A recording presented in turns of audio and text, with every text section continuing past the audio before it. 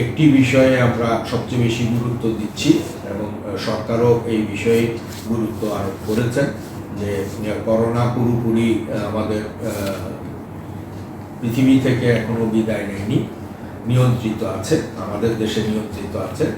এটাকে মোকাবেলা করতে হলে আমাদেরকে সবাইকেই সচেতন হতে হবে এবং সচেতনতার প্রথম কাজটি হচ্ছে মাস্ক পরিধান করা।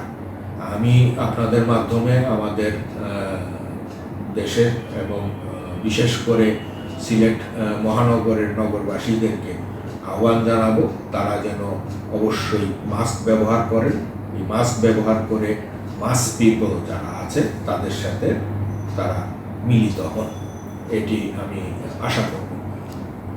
আমি প্রথমে আমাদের আইন শৃঙ্খলা পরিস্থিতি নিয়ন্ত্রণে আছে।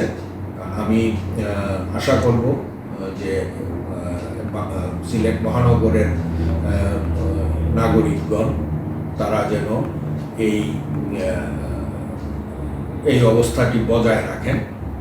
তারা নিজেরা যখন চলাচল করবেন তারা যেন তাদের নিরাপত্তার বিষয়ে খেয়াল রাখেন। বিশেষ করে আমি বলবো যে এই সময়ে পকেটমার, বিভিন্ন ধরনের প্রতারক শ্রেণী তাদের উদ্ভব ঘটে, তারা যেন কোনো রকমের সুবিধাদি গ্রহণ করতে না পারে সেই দিকটি তাদের নগরবাসীকে খেয়াল রাখতে হবে। এছাড়া আমাদের আইন শৃঙ্খলা রক্ষাকারী বাহিনীর তরফ থেকে আমরা 4 স্তরের নিরাপত্তা ব্যবস্থা রেখেছি। বিশেষ করে আমাদের রমজান এবং রমজান পরবর্তী ঈদুল ফিতর যে আয়োজন আছে এই আয়োজনকে ঘিরে আমাদের 4 স্তরের নিরাপত্তা ব্যবস্থা আমরা রেখেছি।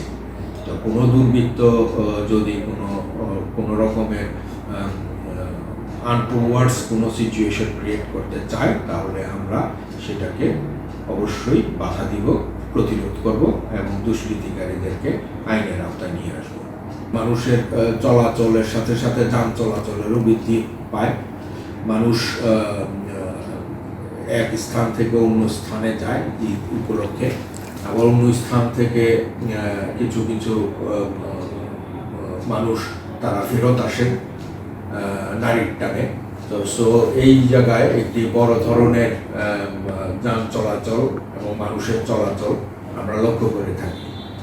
তো এই চলাচলটি যেন মানুষ নির্বিঘ্নে করতে পারে, যারা যাত্রী সাধারণ আছেন এবং যারা পরিবহন সেক্টরের সাথে জড়িত যারা আছেন, মালিক, শ্রমিক, সবাইকেই এই ব্যাপারটিতে খুব আন্তরিকতার সাথে সুষ্ঠুভাবে যেন পরিচালনা করেন, এটাই আমি এই ব্যাপারে আমি আশাবাদী।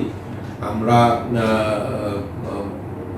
মালিক শ্রমিকদের সাথে প্রতিনিয়তই যোগাযোগ রক্ষা করে চলছি। খুব সুষ্ঠুভাবে যেন এই যাত্রাটি নির্বিঘ্নে দুর্ঘটনাবিহীন যেন হয় সেই বিষয়ে আমরা সচেতন করার চেষ্টা করে যাচ্ছি।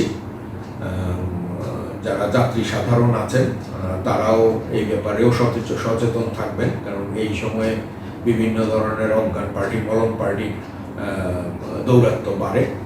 তারা অনেকেই আমাদের আছে, আমরা যারা ছোট গাড়ি ব্যবহার করে থাকি, যেমন সিএনজি, রিক্সা, এগুলোতেও এবং এমনকি বড় বড় বাসেও অনেক সময় অজ্ঞান পার্টির দৌরাত্ম্য দেখা যায়।